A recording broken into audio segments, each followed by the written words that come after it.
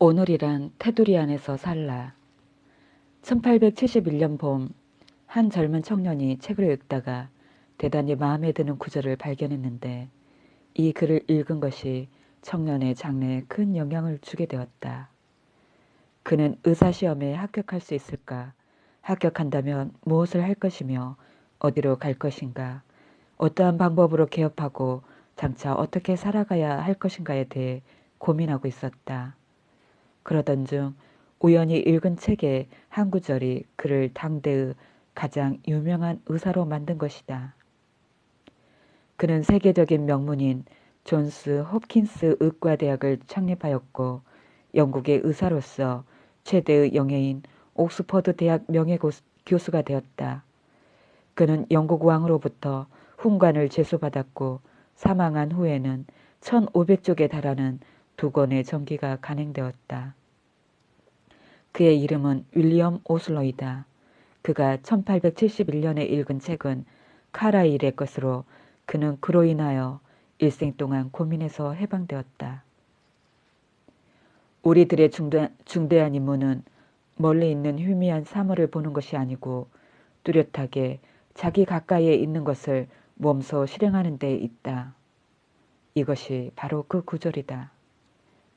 그로부터 42년 후 교정의 튤립이 만발한 어느 봄날 저녁 윌리엄 오슬러는 예일 대학 학생들에게 강연을 했다. 그는 4개 대학의 교수였고 훌륭한 책을 저술했다는 점에서 특수한 머리를 가진 사람처럼 생각되고 있지만 그것은 잘못된 생각이다. 그의 친구는 그가 가장 평범한 두뇌의 소유자라는 사실을 스스로 잘 알고 있다고 말했다. 그렇다면 그의 성공 비결은 무엇일까? 오슬러는 예일 대학에서 연설하기 두서너 달 전에 큰 기선을 타고 영국에서 대서양을 건너 미국에 왔는데 그 배는 선장이 버튼 하나만 누르면 즉시 기계가 움직이고 배의 각 부분이 차례로 닫혀져 방수실로 변하는 것이었다. 오슬로는 삶을 그 배에 비유하면서 예일 대학 학생들에게 다음과 같이 말했다.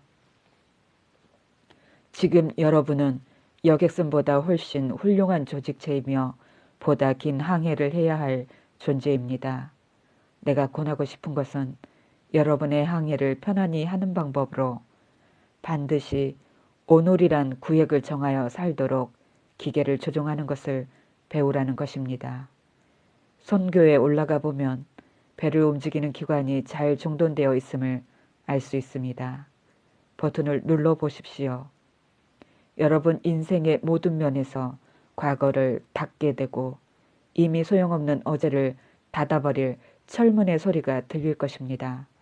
또 하나의 버튼을 누르십시오. 그것은 미래, 다가오지 않은 내일을 금속 커튼으로 닫아버릴 것입니다. 그래야만 비로소 여러분의 오늘이 안전합니다. 과거를 폐쇄하십시오. 지나간 일로 과거를 매장하십시오. 내일의 길은 가장 강한 사람까지도 무릎을 꿇게 합니다. 미래도 과거와 같이 튼튼하게 닫아버리십시오.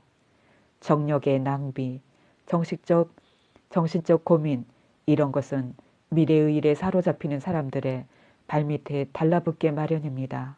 그러므로 앞뒤의 큰 칸막이를 닫아버리고 확실히 오늘이란 테두리 안의 생활을 습관화해야 합니다. 오슬로는 우리가 내일의 준비에 대해 어떠한 노력도 할 필요가 없다고 설명한 것일까? 결코 그렇지 않다. 그는 내일을 위한 최선의 준비 방법은 오늘 일을 오늘 해치우기 위해서 모든 지성, 모든 정열을 모으는 것이라고 얘기했다. 그것이 바로 내일을 위해 준비할 수 있는 유일한 방법인 것이다. 그리고 현재의 삶을 누리는 것, 이것이 바로 그의 성공 철학이었다. 옛날에 어느 가난한 철학자가 돌이 많은 마을을 서성거리고 있었다. 그곳은 생활이 궁핍한 마을이었다. 어느 날 언덕 위에서 군중이 그의 주위에 모여들었다. 그리고 그는 항상 즐겨 인용하던 다음과 같은 교훈을 말했다. 너희는 내일 일을 고민하지 말라. 내일 일은 내일 가서 고민하라. 하루의 노고는 그날로써 충분하다. 그렇지만 많은 사람들은 내일 일은 고민하지 말라라고 한 그의 말을 거부했다. 그들은 이 말이 실행 불가능한 이상적인 생각이라고 여겼고 이렇게 말하는 사람이 있었다. 나는 내일 일을 생각하지 않으면 안 됩니다. 가족을 보호하기 위해 보험에 들어야 하고 노후에 대비해서 저금해 두어야 합니다. 또한 출세하기 위해 장래를 계획하고 준비해 두어야만 하지 않겠습니까? 물론 그래야만 할 것이다. 그러나 그 철학자가 말하고자 한 것은 내일을 생각하지 말라는 것이 아니라 내일에 대해 불안해하지 말라는 것이었다.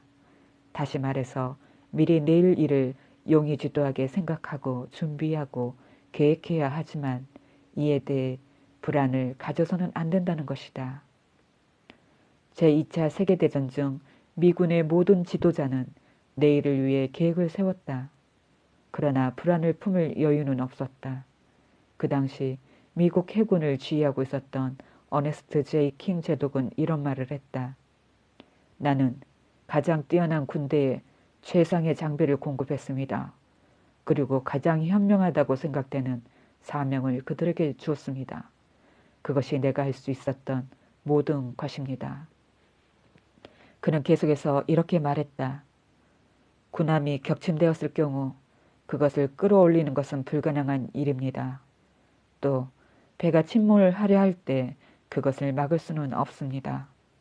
이와 마찬가지로 어제 일어난 일로 고민하는 것보다는 내일의 문제에 대해서 생각하는 것이 훨씬 보람있는 시간의 활용법입니다. 게다가 지나간 일에 언제까지나 사로잡혀 있어서는 도저히 몸의 건강을 유지할 수 없습니다.